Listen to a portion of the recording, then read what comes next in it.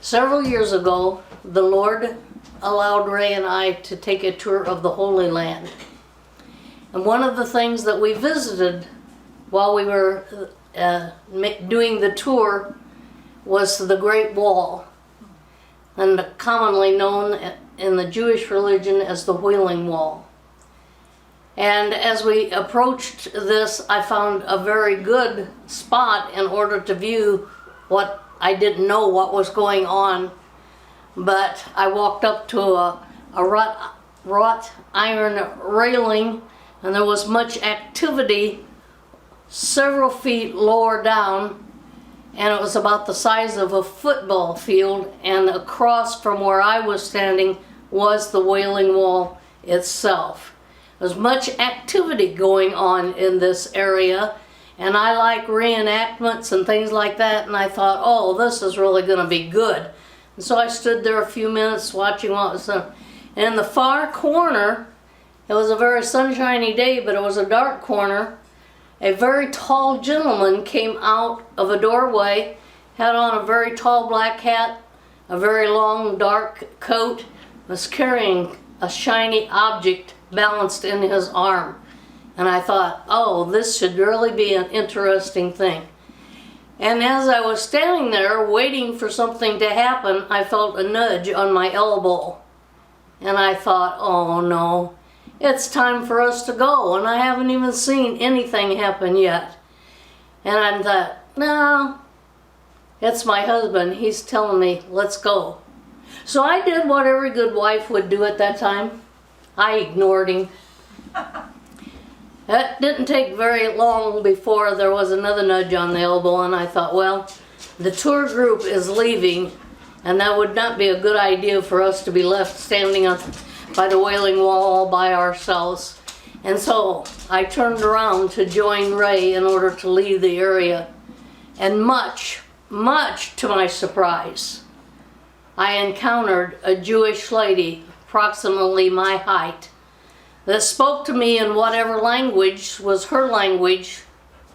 I did not understand the words that she said, but my heart knew everything that she was saying. And I stepped aside from my spot and let her stand at the wrought iron railing. And it only took just a few minutes, and she turned around and she spoke to me again and thanking me for letting her have that spot. And later, I figured out what was going on.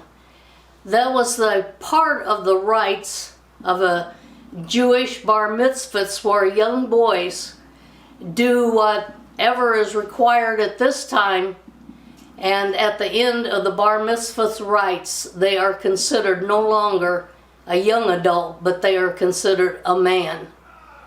And as I thought about that, and a few days later, maybe a few weeks, I thought, you know what? That was a grandmother, and she desperately wanted to see her son take part in these rites. And so I thought later on, you know, Mary was a young girl when she gave birth to our Savior Jesus Christ. And I thought, you know, I think her mother was still alive. And I'm sure that God made it possible for Jesus to enjoy the relationship with a grandmother. And so I based my story on those facts. Grandma was in the back of the home cleaning, straightening out things early one morning. And she was stopping and saying her prayers, and then clean and then pray. And her prayers was that her young daughter, who was very close to giving birth, and had went onto a trip with her husband Joseph to pay taxes, would be fine, and if the birth occurred, everything would go all right. She's very concerned about the health and well-being of her daughter Mary. Well, early one morning she heard coming in the door of her home, "Mother, Mother, come, see what I have." And as Grandma approached the room where Mary was standing holding the bundle of joy in her arms. And she said, "Mom, come and see your grandson." And Grandma went over and she took the bundle of joy into her arms, and began to look at him and began to look him over. And she peered into the deepest, darkest brown eyes that she had ever seen. She also noticed a ring of curls forming a perfect crown around a perfect head. And then she did the grandma thing. She held the bundle close to her heart and she peeled back the covers that revealed his little hands, and she looked at them and she nodded her head and said, "Perfect." She covered the hands back up and then she revealed the feet and she checked them out, and then she wrapped those back up in the cover. She clutched her bundle of joy, her grandson Jesus, to her heart, and in her heart she said to herself, "Oh my, he is perfect, absolutely perfect." The baby Jesus didn't remain a baby just like other babies. He began to grow, and as time went on, he said his first words. He took his first steps. He came to Grandma's house when he was a little older and put his arms around Grandma's neck and said, "I love you, Grandma," for the first time. And those of you that are grandmas know what that felt like. He continued to grow, and approximately when he was a toddler, maybe around 3 years old, when he came to visit Grandma another time, he was holding something behind his back, and when Grandma appeared, he took out from behind his back a Cool Whip container filled with cedar chips. And he said, "Grandma, I brought you a present. They smell good like you do when you give me a hug."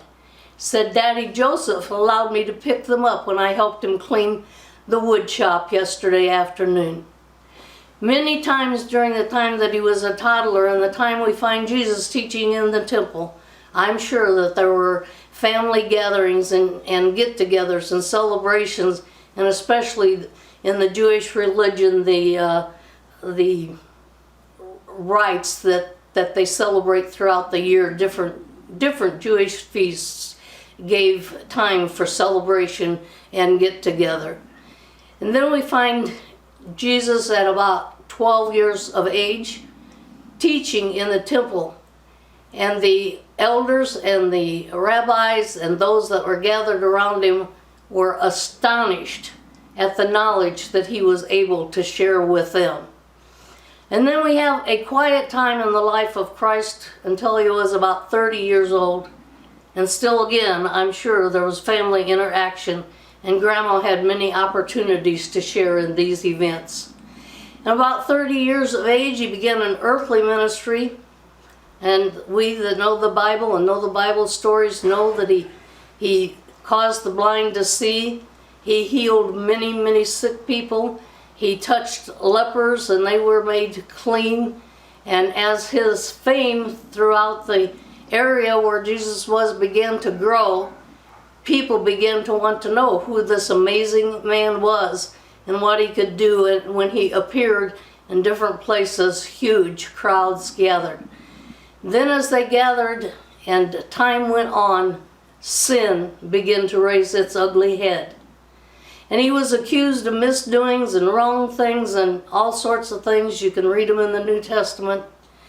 And he was finally accused enough that he was sentenced to death by crucifixion. And oh, how Grandma's heart broke at that news. And she could not believe that her son would be treated in such a way after all the good that he had been doing. The day came for the crucifixion to occur.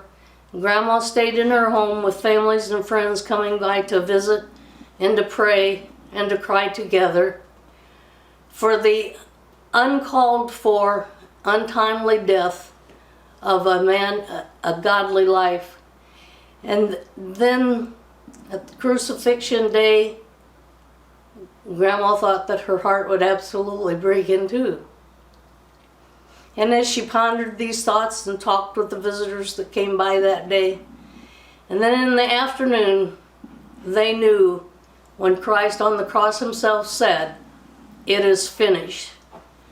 And a few more days of crying and moping and wondering about the events that occurred, Grandmother again heard the voice, "Mom, Mom, come. The women have been at the tomb. The stone is rolled away and the tomb is empty. He has risen just as he said he would. And with that, Grandma fell to her knees, this time tears of joy streaming down her face. And she raised her hands and her heart and her head toward heaven and said, "Oh Yahweh, did you hear that? He lives. Jesus is alive." Then a small chuckle formed in Grandma's heart and she said, "But I think you already know that." That's my